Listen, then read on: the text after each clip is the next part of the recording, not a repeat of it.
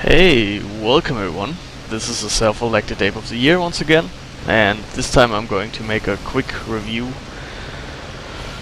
on the game IL-2 Battle of Stalingrad, and I'm going to show you the basics and everything that I think about the game so far. So, first of all, the graphics look fantastic. The F version is a great plane. It makes a lot of fun to fly it, and I'm just going to talk a little bit about what I think about the physics, about the maneuvers, about the damage model, and everything. So I've gathered some nice scenes about all the most important stuff that's happening in this game, and I'm going to talk about it right here. So first of all, if you look how the plane now behaves, if you look at the wing, you see that the wing is wiggling a little bit because of the movement of the plane, and this is the first great impression about this game. You see that the 3D models and the way that it behaves is really the next level. Right here we see that the F version is greatly improved regarding the aerodynamics compared to the E version. If you look at the bottom of the wing and at the bottom of the nose, you see those air intakes for the coolers. These are a lot smaller and a little wider than in the E version, which also reduces the air drag together with the more harmonic lining of the nose. The wing tips are a little bit longer and well rounded, and the tail wheel is retractable into the fuselage. Also, the engine is more powerful, about 250 more horsepower than in the E version. And if you look closely here, you see that the flaps of the radiator, the coolers, are more or less an extension of the actual flaps of the wing and work together with the actual flaps. And this is a very clever design feature of the F version. And these new redesigned coolers, and together with the forewings, or so-called leading edge slats. These forewings, we are going to see them in just a moment. In lower airspeeds they are extracting from the wing, and therefore increase the surface area of the wing. And the 109 has very small wings, and those wings are designed for higher airspeeds and higher altitudes, but together with these three operating systems, those leading edge slats that you see moving right there, which are extracting at lower airspeeds automatically because they are spring-loaded, and together with the flaps and the flaps of the cooling system, these wings are a real good example of very good German engineering, a very good solution to the problem that those wings have such a small surface area. But because of these three systems, they operate very well in lower airspeeds. And the MGs and the cannon, it's all located directly in the nose in the F version. And this means that the plane rolls a little bit faster than the E version. And also you have a lot more ammunition in the MG. You may argue that you have only this one MG, which reduces the firepower, but on the other hand, you have a lot more time to actually fire your MGs in the F version, because you got 200 rounds.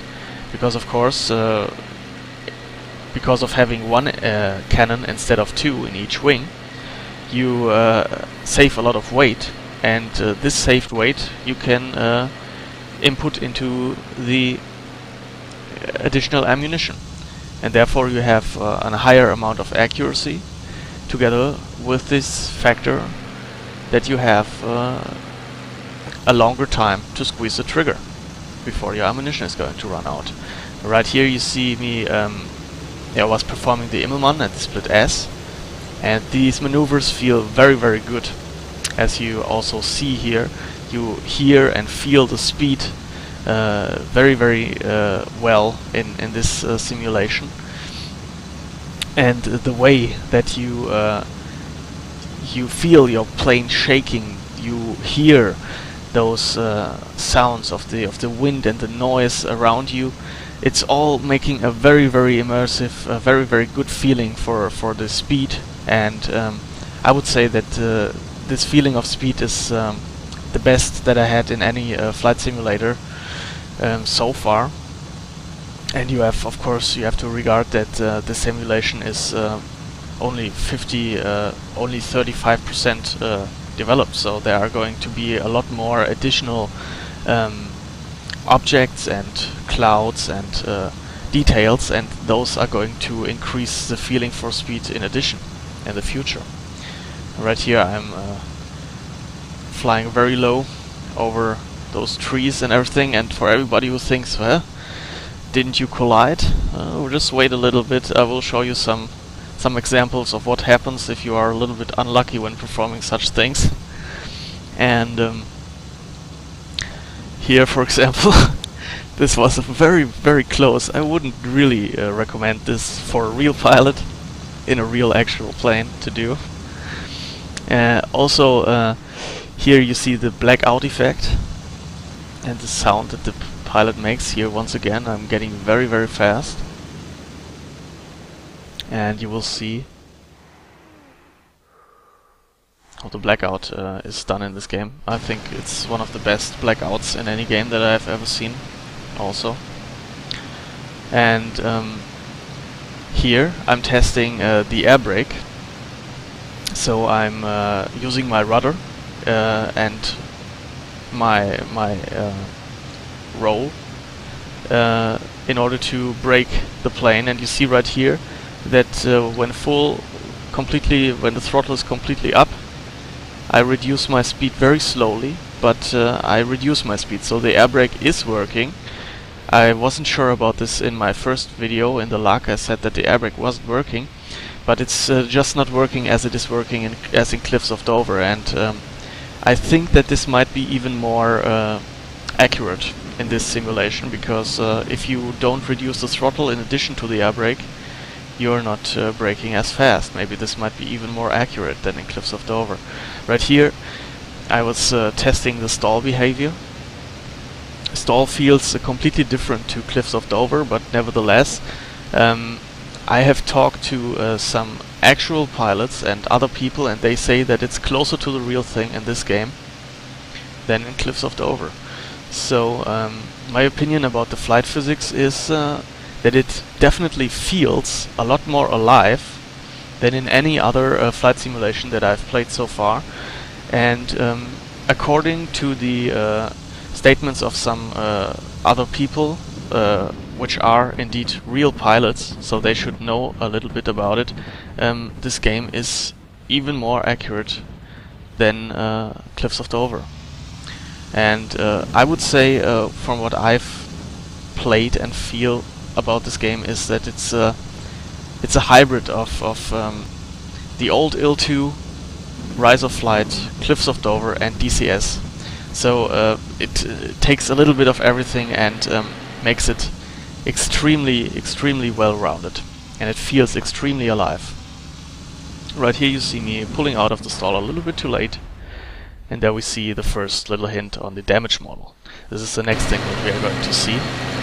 Right here I was testing what happens if I touch the ground with my wing, and you see that the plane is completely coming apart.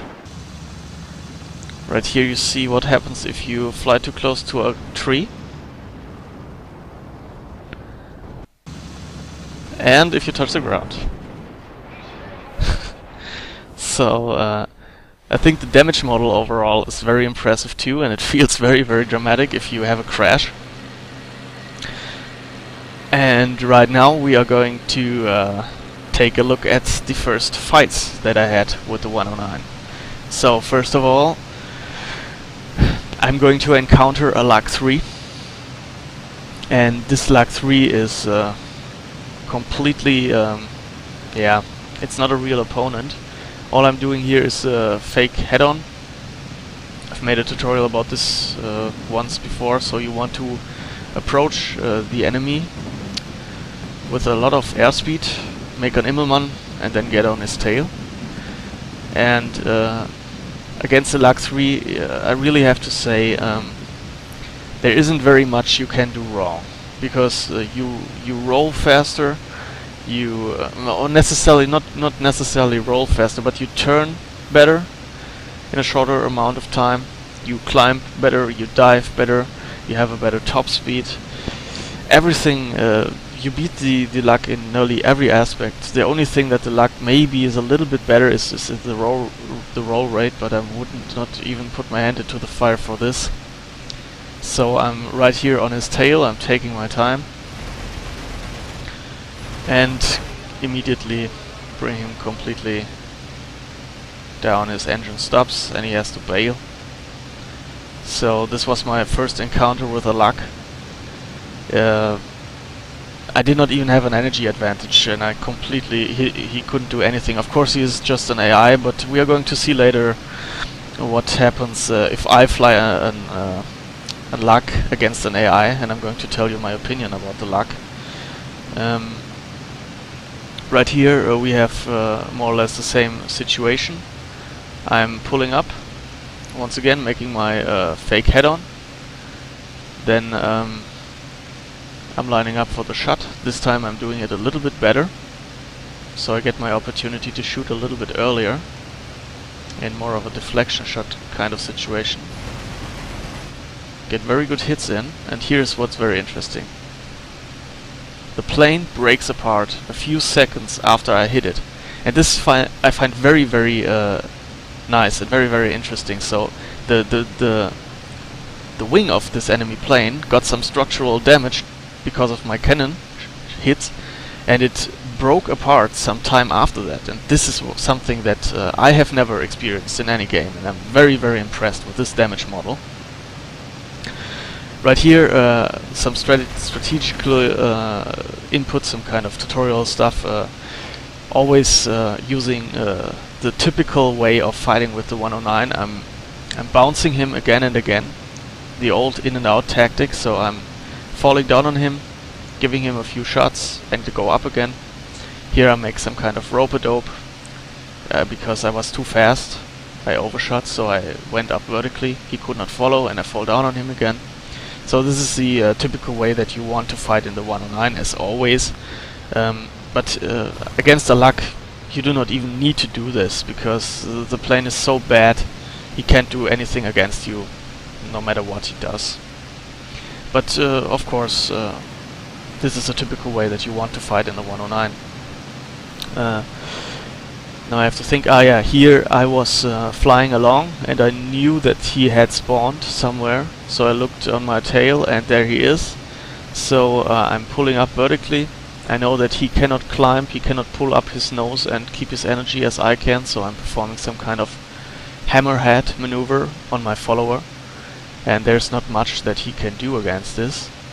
So he stalls, and I fall down on him again, have more energy than him, and get some hits on him.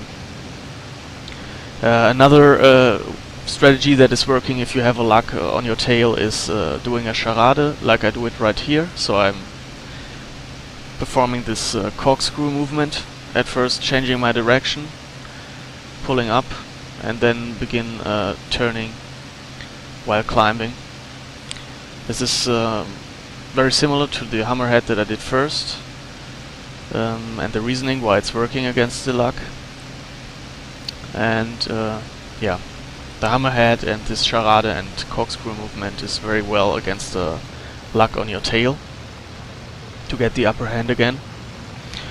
And yeah, like I said, nearly everything is working against this plane, and I really have to say that it more or less feels like punching a baby in the face to shoot down those Lucks. It's really no, there's nothing to it. Right here I try out the damage model a little bit more. I wanted to clip his wing because of this effect that I saw before. And there you saw it again. I structurally damaged the wing, and it took a few seconds before it actually went off or fell apart. And this really reminds me of the Rise of Flight damage model. Of course, this is this game is based on the Rise of Flight engine, so it does not surprise me that the damage model also is very well done. And yeah, this is of course, like Rise of Flight, a very impressive damage model. And you saw that the amounts of difficult scenarios of damage in the enemy planes were very diverse. So sometimes the engine is failing, sometimes the wing falls apart, sometimes they fall apart long after you shoot them, sometimes the pilot just bails, sometimes they explode. It's very diverse and very interesting how you can destroy the enemy in this game. And right here you see, if you take a look, that this wing of him, this right wing, is only just barely hanging on to the plane. And this is also very interesting how you see right here, if you take a look now, how damaged and wiggly the wing is there, and now he breaks off. And this is, I'm just very enthusiastic about this. This is just great. I love it. And yeah, now he's spiraling down. There you see some fragments still flying around in the air. And right here I get an AI friend. He's spawned in by the game. And just as I wanted to shoot this guy, he comes in and tries to steal my kill, which leads into a very nice scene that you saw in the opening of this video. So I'm really expecting great dogfights in this game when it's finally multiplayer ready. And here I decided to get rid of my AI friend. He stole all my kills and just distracted me. So now let's take a look at the other perspective. If you're flying in the LUC, the whole story is a lot different, because this plane is inferior in everything to the 109, and it's a really hard job to take down a 109. But I found out some strategies that are actually working. And what I found out at first is, of course, having an energy advantage is something that is going to help you, but I decided to try it without energy advantage, because you're not always going to have an energy advantage in a plane that is inferior in climbing. And the first thing I found out is that you can turn with the 109 if you use high and low yo-yo tricks, and then you can come out in some kind of repeated head-on situation. And your luck can take a little bit more punishment than a 109. So this is the first strategy that I feel is a little bit some kind of successful. Of course, it's not perfect to have a head-on situation. This is something that you normally want to avoid. But in the luck, it's sadly one of the best scenarios that you can have, because you have a very high amount rate of fire in the MGs, and your cannon is very strong. And yeah, the 109 can take lots of hits. Unfortunately, I didn't get a very good hit here in this in these head-on situations. But this is the first strategy that I found out is at least has some potential of success, is to use high and low yo-yos and get into head-on situations with the enemy. And in all those 3 head-ons I was a little bit unlucky. Should have gotten maybe a hit, but of course I was lucky on the other hand that I did not get hit myself. And it's very sad. This is one of the most successful strategies that you can do against the 109 here. And the other very important strategy that I found out is you have a little bit, maybe a little bit better roll rate than the 109. So what I have tried was some scissor fights. And right here I broke free from him. I did not want to pursue him. He just went into some kind of climbing modus where he just climbs and climbs and climbs. And I wait for him to attack me, make a sharp turn, wait for him to overshoot, and now I can do a scissor back on him. And in this way I can get some kind of opportunities to shoot at him and make him overshoot. Unfortunately here I was stalling a little bit myself. So yeah, I have quite some trouble with the luck to keep it stable in the air. And on every situation, on every pass that he overshoots me, I get some moments where I can shoot at him. And once again, I'm falling down. I'm keeping my airspeed high. This is very important, that you are quite fast when he comes on you. Then you wait for him for the right moment, go into a slight turn, make the slight turn to a hard turn in the right moment. Then wait for him to overshoot, make a scissor on him, and you get your opportunity once more. And once more I miss him. So I failed once again, because I'm not used to the luck, and yeah, because I'm a bad luck pilot, I'm out of luck. But here I get some good opportunities to shoot at him while he is climbing up again. And I think I got, yeah, there I got a little lucky hit there, a lucky strike. So he once again climbs up, and we go into the third round. Waiting for him, flying directly into the sun. So he is blinded. If he would be a human, he would be blinded. In this situation, it's just better for me, because I make sure that I don't have to look in the sun. There you see his flashing, the flashing fire of his cannons. Once again, I'm dodging, rolling down on him. And this time I was lucky. I got some hits on him. So, of course, this strategy, I wouldn't be too enthusiastic about this strategy against a real human opponent, because a clever and good pilot is not going to overshoot me in this way. A good pilot is going to directly transition into a robodope, and I won't be able to shoot at him. But this AI pilot I at least got with this strategy.